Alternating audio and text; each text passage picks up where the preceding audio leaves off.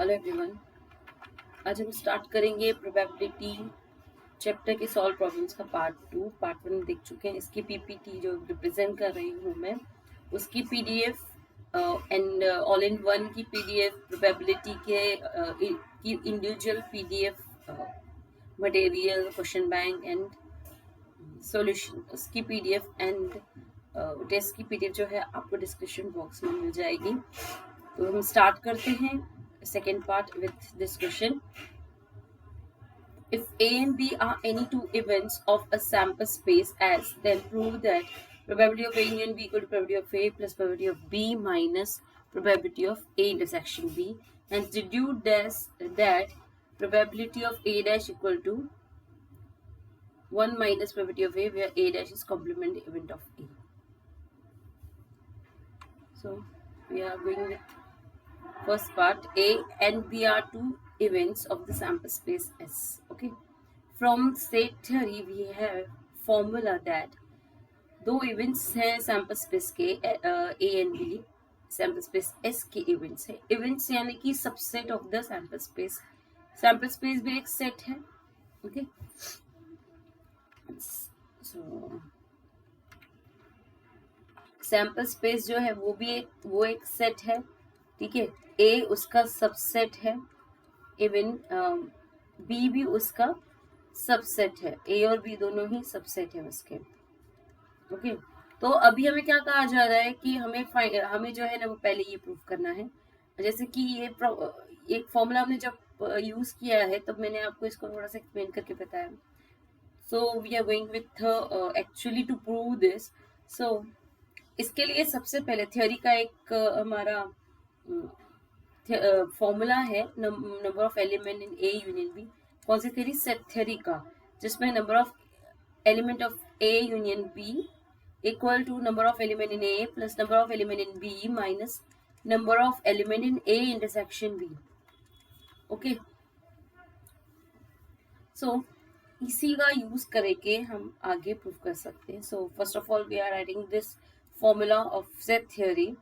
Number of element A union B equal to number of element in A plus number of element in B minus number of element in A intersection B. Then dividing both sides by number of element is weakened, because probability क्या रहता है? number of element in an event divided by number of element in sample space.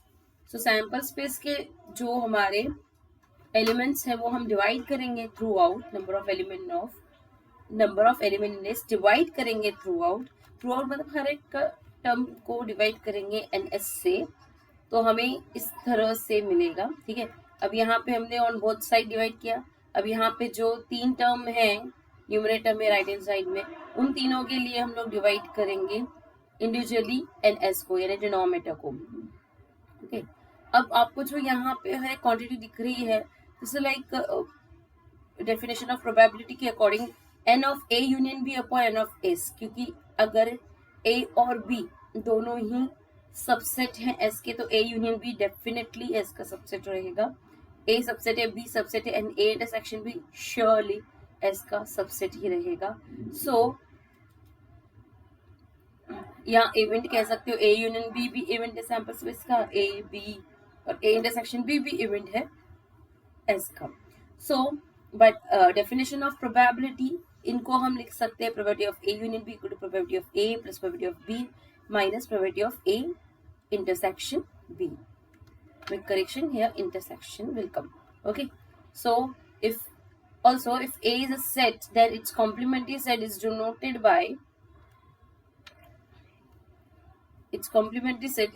by A dash and S here the superset.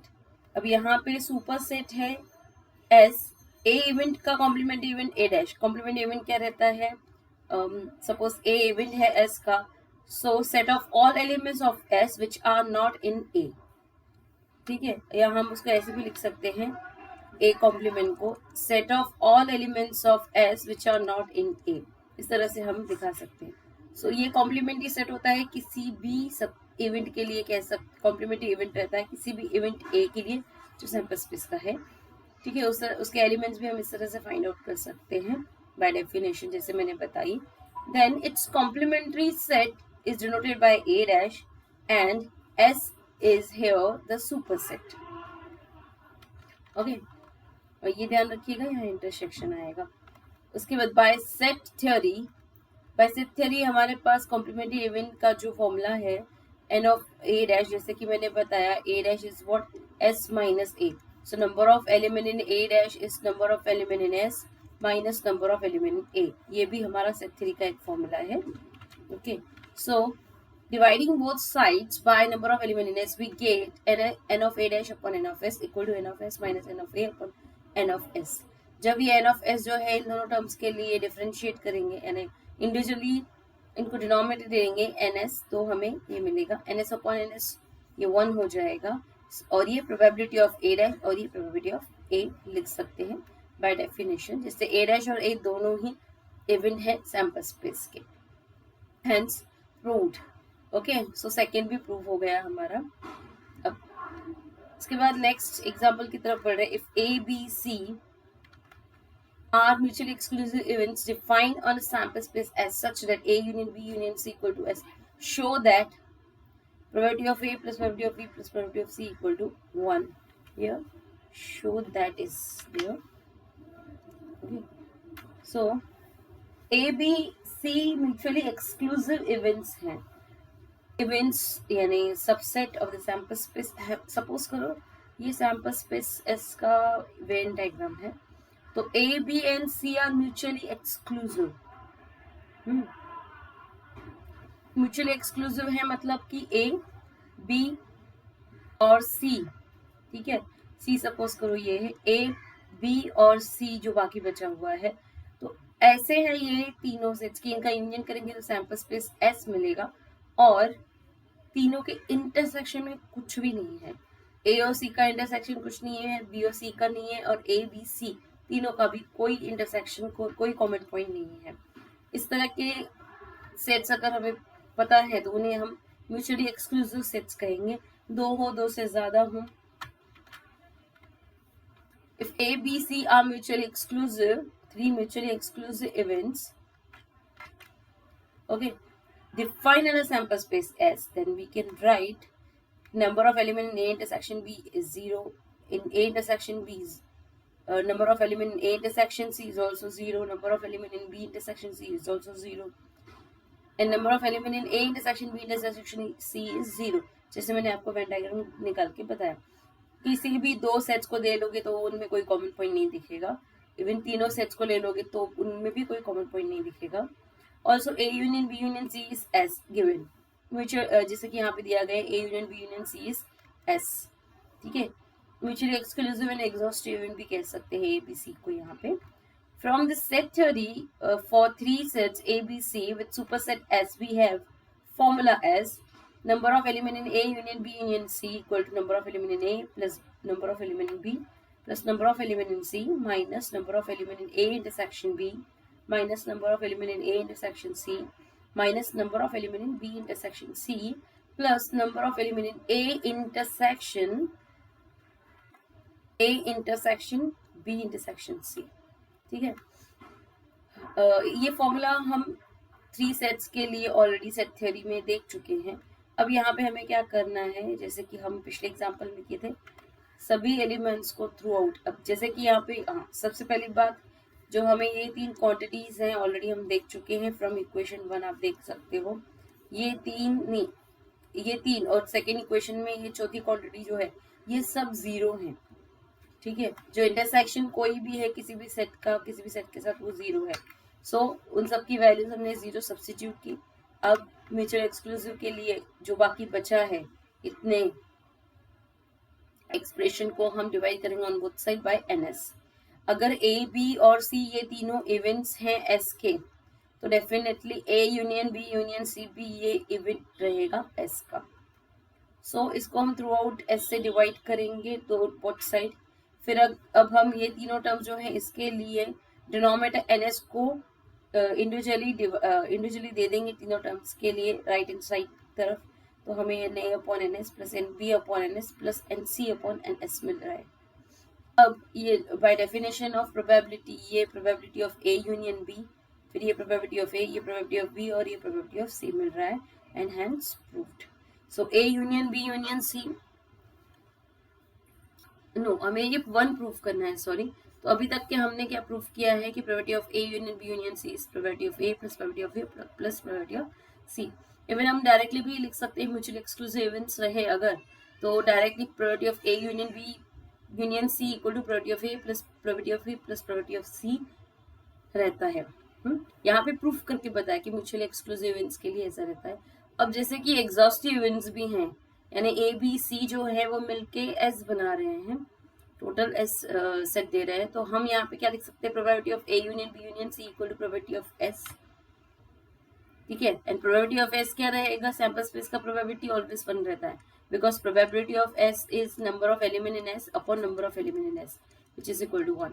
Okay, फिर अभी हम substitute कर रहे हैं यहाँ पे probability of A union B union सी की वैल्यू 1 सब्स्टिट्यूट की, तो हमें क्या मिला, 1 equal to probability of A plus probability of B plus probability of C, putting the value of probability from equation, ठीक है, इन इक्वेशन 3। इक्वेशन 3 में अगर हम probability of A union B union C substitute करें as 1, तो हमें ये मिलेगा जो हमें प्रूफ करना था। ओके, आई होप आपको समझ में आ गया हो। और next line, if probability of A is 1/2, probability of A intersection B is 1/6 and probability of A union B is 7/12, then find probability of B and probability of A dash union B dash। अब इसके साथ जो हम जैसे कि यहाँ पे देख रहे हैं probability of A union B and A intersection B, ठीक है, और probability of A given है, probability of B find करना है and probability of A dash union B dash find out करना है। तो इट्स क्वाइट इजी, जस्ट हमें union B, probability of A union B का एडिशन थ्योरम जो है प्रोबेबिलिटी को यूज करना पड़ेगा। उसमें हमें ये तीनों क्वांटिटीज रहती है प्लस प्रोबेबिलिटी ऑफ बी रहती है, वहां से हम probability of B find out कर सकते हैं। और probability of A dash union B dash यहाँ डी मॉरियस थ्योरम यूज करेंगे, डी मॉर्गन्स थ्योरम यूज करेंगे, और डी मॉर्गन्स थ्योरम से इसकी वैल्यू हम फाइंड आउट कर सकते हैं इजीली। अब सॉल्यूशन की तरफ बढ़ते हैं। We have probability of A as 1/2, A intersection B का प्रोबेबिलिटी 1/6, ए यूनियन बी का 7/12, probability of B and probability of A dash union B dash हम फाइंड आउट करेंगे। Probability of B find out करने के लिए बढ़ रहे हैं, तो कैसे फाइंड आउट करेंगे, addition theorem. Probability of A union B is probability of A plus probability of B minus probability of A intersection B. अब यहाँ पे हम गिवन वैल्यूज जो है वो सब्स्टिट्यूट करेंगे। हमारे पास सिर्फ प्रोबेबिलिटी ऑफ बी नहीं है, बाकी ये तीनों वैल्यूज हैं, ठीक है, सब्स्टिट्यूट करेंगे। यहाँ पे प्रोबेबिलिटी ऑफ बी की डेफिनेशन हम इस तरह से भी बना सकते हैं, from this definition probability of A इस तरफ and probability of A intersection B इस तरफ करेंगे, तो ये रही प्रोबेबिलिटी ऑफ बी की डेफिनेशन, ठीक है। अब इसमें हम ये तीनों वैल्यू सब्स्टिट्यूट करते हैं। गिवन है ए यूनियन बी की probability 7/12, probability of A 1/2, probability of A intersection B is 1/6। फिर डिनोमिनेटर सेम करते हुए और इसको कैलकुलेट करते हुए हम इसकी वैल्यू फाइंड आउट करें which is 3/12। Okay, so probability of B हमें मिल चुकी 3/12 या 1/4 भी कह सकते हैं जिसे। So probability of A dash union B dash हम अभी फाइंड करेंगे। तो जैसे कि probability of A dash union B dash, इसको हम कह सकते हैं probability of A intersection B dash by De Morgan's theorem, De Morgan theorem, ठीक है। अब probability of A intersection B dash, अब आपको ये पता है कि किसी भी कॉम्प्लीमेंट्री सेट की अगर हमें प्रोबेबिलिटी फाइंड करनी है तो हमेशा क्या करना पड़ेगा, 1 में से माइनस करना पड़ेगा probability of that event. So similarly 1 minus probability of A intersection B is equal to probability of A intersection B complement. Okay, अब ए इंटरसेक्शन बी की प्रोबेबिलिटी ऑलरेडी गिवन है 1/6, सब्स्टिट्यूट करेंगे, उसको कैलकुलेट किया तो हमें मिलेगा 5/6। So probability of A dash union B dash हमें क्या मिला 5/6। इट्स इजी, इस तरह के क्वेश्चन हो तो आप इससे से सॉल्व करेंगे। नेक्स्ट एग्जाम्पल की तरफ बढ़ते हैं। अ card is drawn from a well shuffled pack of 52 cards, find the probability that the card is a diamond और अ फेस कार्ड। डायमंड और अ फेस कार्ड, डायमंड कार्ड और फेस कार्ड। फेस कार्ड मतलब 3 face card रहते हैं यहाँ पे, ठीक है। डायमंड कार्ड तो हमें पता ही है, डायमंड के 13 कार्ड रहते हैं। और फेस कार्ड, जैसे कि हमारे पास 4 टाइप के कार्ड्स रहते हैं, हार्ट, डायमंड, ठीक है, और ये स्पेड और ये क्लब, ठीक है, स्पेड, क्लब। अब हार्ट जो है उसके 13 वो ऑलरेडी हमने देखे हैं, और उसके बाद हार्ट का फेस कार्ड कितने रहते हैं, 3 face card is there in each of the type of card. Face card मतलब king, queen and jack. So 3 इधर, 1 1 1 करके 3 इधर रहेंगे फेस कार्ड, 3 इधर, 3 इधर और 3 इधर. सो टोटल कितने फेस कार्ड है हमारे पास, 12 फेस कार्ड है. ठीक है, और जो डायमंड कार्ड है वो कितने हैं, 13 है. तो अब हमें क्या करना है, एक कार्ड हम ड्रॉ कर रहे हैं 52 कार्ड में से, तो कितने वे में कर सकते हैं, 52C1. अब उसकी प्रोबेबिलिटी फाइंड करनी कि वो कार्ड जो ड्रॉ कर रहे हैं हम किसकी, तो वो डायमंड है या फेस कार्ड है. तो अब हम यहाँ पे इसे क्या करेंगे, पहले हम कंसिडर करेंगे इवेंट ए डायमंड कार्ड है और दूसरा इवेंट बी फेस कार्ड है. उसके बाद हमें डायमंड और फेस कार्ड के लिए ए यूनियन बी का प्रोबेबिलिटी फाइंड आउट करना पड़ेगा. Okay, so let's see solution. A card is drawn from a well shuffled pack of 52 cards. Cards आएगा यहाँ पे. Okay, it's cards. Okay, so the number of element in sample space is 52C1 equal to 52. सिर्फ एक ही card draw करना है, कितने वे में कर सकते हैं, 52C1 वे में चूज कर सकते हैं, that is 52. Let event A card drawn is a diamond card. जो हम कार्ड ड्रॉ कर रहे हैं वो डायमंड कार्ड है. इसकी क्या प्रोबेबिलिटी है, अब पहले तो डायमंड कार्ड जो ड्रॉ करेंगे, कितने नंबर ऑफ वे में हम डायमंड कार्ड ड्रॉ कर सकते हैं, कितने कार्ड है हमारे पास, 13. 13 कार्ड है, एक ही कार्ड ध्रॉ करना है, 13C1 वे में ड्रॉ कर सकते हैं हम. So number of element in A is 13C1. और हाँ, एक बात हमेशा ध्यान में रखो, NC1 किसी भी n के लिए NC1n रहता है. कैलकुलेशन करके देख सकते हो आप, कैल्शियम में से देख सकते हो, n कोई भी 1 से या 1 से ज्यादा कोई नंबर ले लो और NC1 फाइंड करके देखो, आपको ऑलवेज आंसर जो है n मिलेगा. इसके बाद हमें डायमंड कार्ड का number of favourable sample points मिल गया. अब हम प्रोबेबिलिटी फाइंड कर सकते हैं. ओके, इवेंट बी कंसिडर किया है यहाँ पे. अब card drawn is face card. Face card जैसे मैंने बताया आपको कितने हैं यहाँ पे, 12 में से एक कार्ड ड्रॉ करेंगे, 12 डिफरेंट वेज में कर सकते हैं. Then event A union B card drawn is a diamond of face card, जो हमें फाइंड आउट करना है. And event A intersection B क्या रहेगा, card drawn is a diamond and a face card. Obviously diamond card में भी face card हैं, तो हो सकता है कि हम जो कार्ड ड्रॉ करें वो डायमंड भी हो और फेस कार्ड भी हो. ठीक है, तो अभी हम ए यूनियन बी और ए इंटरसेक्शन बी के हमने डिफाइन किया, A union B A intersection B क्या रहेगा. अब ए इंटरसेक्शन बी जैसे कि कितने हैं ए इंटरसेक्शन बी में, यानी डायमंड भी हो और फेस कार्ड भी हो. डायमंड में कितने फेस कार्ड हैं, 3, वही इनके इंटरसेक्शन में रहेगा. डायमंड तो 13 कार्ड है टोटल, लेकिन उसमें से 3 क्या है, फेस कार्ड है. तो अगर उन तीनों फेस कार्ड में से कोई हम ड्रॉ कर सकते हैं तो A intersection B event complete होगा. तो टोटल कितने कार्ड है जो डायमंड एंड फेस कार्ड के इवेंट के फेवर में है, 3 में से कोई भी एक कार्ड ड्रॉ किया तो हम A intersection B event complete कर सकते हैं. तो number of element in A intersection B कितना रहेगा, 3C1. कोई भी एक कार्ड ड्रॉ करना है उन तीनों में से, तो इसकी number of element sample points in favour of A intersection B is 3. So probability of A union B equal to probability of A plus probability of B minus probability of A intersection B. ये हमारा addition theorem. अब हमें find करना है the card drawn is either diamond card or a face card. ठीक है, तो number of element probability of A means NA upon NS plus probability of B NB upon NS minus probability of A intersection B is minus NS N intersection B upon NS. अब इन N A number of element in A B N A intersection B हमें पता है, और number of element in S हम find कर चुके हैं 52. ठीक है, इनकी वैल्यू सब्स्टिट्यूट की है, तो डिनोमिनेटर सेम है, तो जस्ट न्यूमरेटर को कैलकुलेट करना है एक साथ रख के. So which is 11/26. So probability of A union B is 11/26. That means the card draw is diamond of face card has probability 11/26. Next example की तरफ बढ़ते हैं. The probability of A winning the race is 1/5 and the probability of B winning the race is 1/4. Find the probability that neither should win. कोई भी नहीं जीतना चाहिए. A win कर रहा है, उसकी probability 1/5. B win कर रहा है, उसकी probability 1/4. We have to find the probability that neither should win. जो कोई भी नहीं जीतना चाहिए, इसकी क्या probability होगी. हमें यहाँ पे डायरेक्टली प्रोबेबिलिटीज दिए गए हैं तो हम उसी तरह से बढ़ेंगे.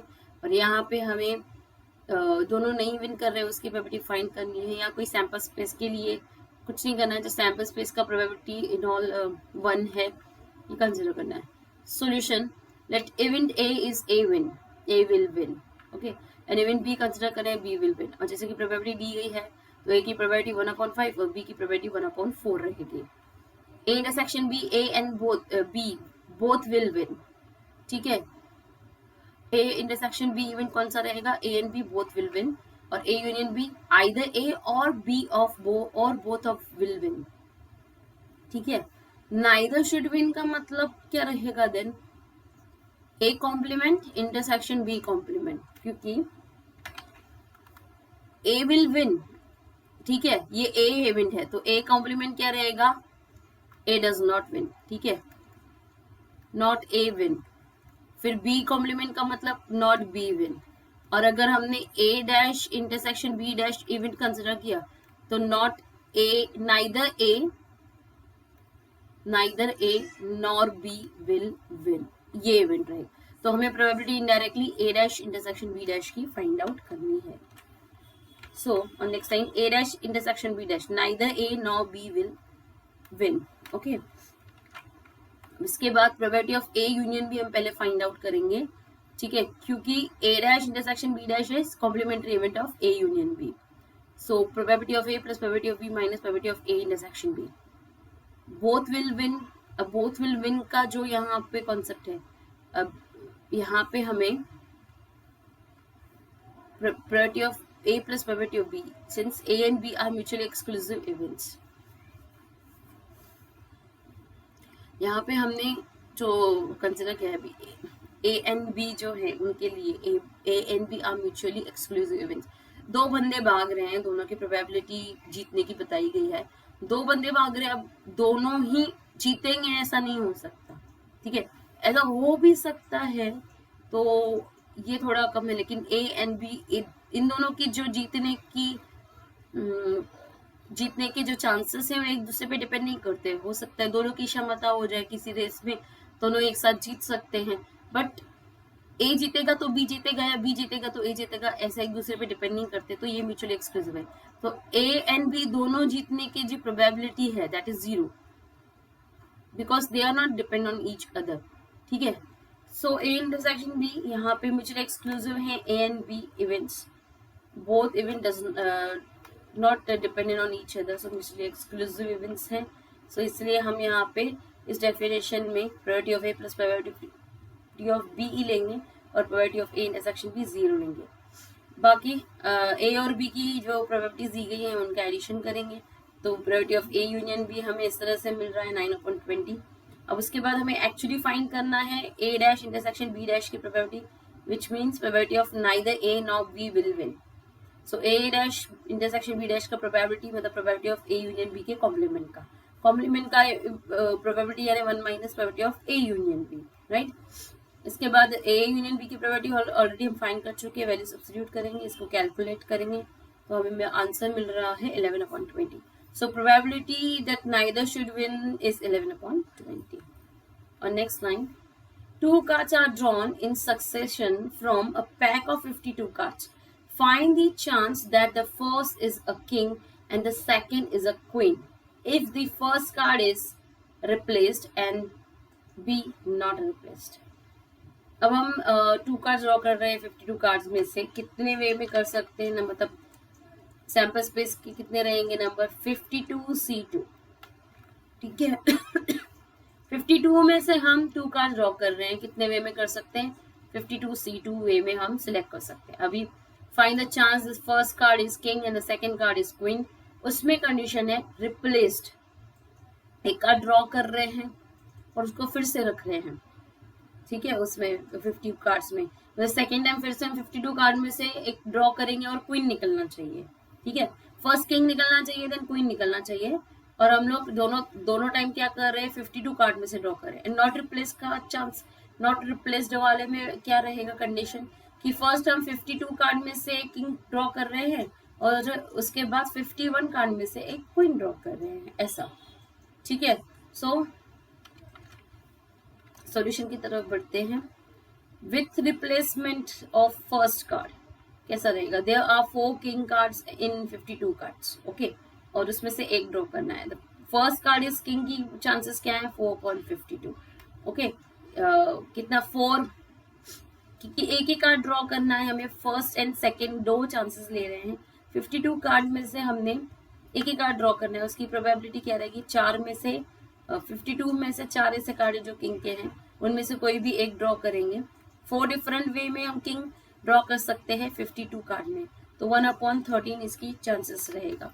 लाइक 4C1/52C1 ये इसकी प्रोबेबिलिटी है, which is 4/52, which is equal to 1/13.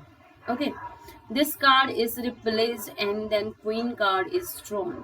फिर से हमने कार्ड को रिप्लेस किया, मतलब फिर से 51 कार्ड जो हमने एक ड्रॉ किया तो फिर से उसको मिक्स कर दिया, और फिर अब हम क्वीन ड्रॉ करने की कोशिश करें, मतलब अब हमारे पास फिर से टोटल 52 कार्ड्स है। तो सेकेंड कार्ड ड्रॉ करते वक्त भी हमारे पास सैम्पल स्पेस में कितने 52 कार्ड्स है, जिसमें से कोई एक कार्ड ड्रॉ करेंगे और 4 क्वीन है, तो 4C1/52C1 ये प्रोबेबिलिटी रहेगी कि सेकेंड कार्ड क्वीन होगा। सो 4C1/52C1 यानी 4/52 यानी कि 1/13। ओके, अब then 2 events follow conditional and multiplication theorem of probability. ठीक है, यानी probability that first card is king and second card is queen, और जैसे कि हमने फर्स्ट कार्ड के बाद सेकेंड कार्ड एक दूसरे पे डिपेंड कर रहे हैं, first card is king into second card is queen. Conditional probability यानी कि हमने क्या क्या रिप्लेस किया है, तो second card is queen and first card is king, इसका मतलब हमें प्रोबेबिलिटी किसकी फाइंड करनी है, first card is king into probability of second card is queen, तो हमें मिलेगा 1/13 इंटू 1/13 यानी 1/169। ये रहा विथ रिप्लेसमेंट, हमें फर्स्ट किंग एंड दूसरा क्वीन कार्ड मिले, 2 कार्ड ड्रॉ करते वक्त उसकी प्रोबेबिलिटी है 1/169। ये भी इजी वे है, हम डायरेक्टली 52C2 के साथ नहीं जा सकते, क्योंकि हम जब रिप्लेसमेंट और नॉट रिप्लेस की बात करते हैं तो एक कार्ड ड्रॉ करते वक्त और दूसरा कार्ड ड्रॉ करते वक्त कंडीशन चेंज हो जाती है, सैम्पल स्पेस के जो एलिमेंट्स है, फेवरेबल एलिमेंट्स, उसमें डिफर आ जाते हैं। रिप्लेस्ड कर रहे हैं जब, तो फर्स्ट चांस में 52 है सैम्पल स्पेस में और सेकेंड चांस में भी 52 है, जिसमें से हमें एक किंग ड्रॉ करना है फर्स्ट टाइम में और एक क्वीन ड्रॉ करना है सेकेंड टाइम में। फिर नॉट रिप्लेस में कंडीशन क्या आ जाती है, 52 है फर्स्ट में, और फिर एक ड्रॉ करने के बाद हम उसे साइड करके रखते हैं, और अब हमारे पास 51 टोटल कार्ड है जिसमें से हमें एक क्वीन ड्रॉ करनी है, ये कंडीशन चेंज हो जाती है, तो हम डायरेक्टली 52C2 वे में नहीं जा सकते जब इस तरह की कंडीशन हो, रिप्लेस नॉन रिप्लेस वाली। विदाउट रिप्लेसमेंट अगर हम फर्स्ट कार्ड ड्रॉ कर रहे हैं king and second card queen, तो कैसा रहेगा, फर्स्ट कार्ड जो है वो किंग होने के लिए 52 टोटल सैम्पल स्पेस में एलिमेंट्स रहेंगे और 4 किंग कार्ड है, मतलब 4C1/52C1, इस वे में हम फर्स्ट कार्ड ड्रॉ कर सकते हैं इतने प्रोबेबिलिटी में। ठीक है, ये है total number of way to draw the king from 52 cards and no total number of sample space, तब सैम्पल स्पेस पे 52 कार्ड है, उसमें से कोई एक भी ड्रॉ करने का वे है 52C1। So 4 which is equal to 4/52 and which is equal to 1/13। Okay, अब इसके बाद हम रिप्लेस नहीं कर रहे हैं, second card is queen, second card queen है लेकिन हम रिप्लेस नहीं कर रहे हैं, मतलब अब हमारे पास सैम्पल स्पेस में 51 कार्ड है जिसमें से हमें एक क्वीन ड्रॉ करना है, यहाँ पे चारों क्वीन है 51 में, सो 4C1/51C1। ठीक है, ये डिफरेंट वेज है, तो 4/51 ये इसका प्रोबेबिलिटी रहेगा क्वीन ड्रॉ करने का when card is not replaced. So first card is king and second card is queen, probability of first card is king and into probability of second card is queen is 1/13 into 4/51, 4.663। तो इस तरह से ऐसे example, replace and non replace वाले example जो है इनको इतने केयरफुली करना पड़ेगा। ठीक है, एक एक कार्ड या फिर है ना ऐसे एग्जाम्पल कार्ड के लिए या फिर बॉल्स के लिए, ball is not replace, ball is replace, ऐसे क्वेश्चंस भी हम फेस कर सकते हैं। ओके, आई होप आपको समझ में आ गया हो। इसको फिर से एक बार देख लेना अगर आपको डिफिकल्ट लगे तो, कि समझ में आ जाएगा, इजी है। Thank you so much. यहाँ पे हमारा फर्स्ट पार्ट कंप्लीट हो, sorry second part of the probability of solve example complete होता है। आई होप आपको समझ में आया होगा। Thank you so much, all the best.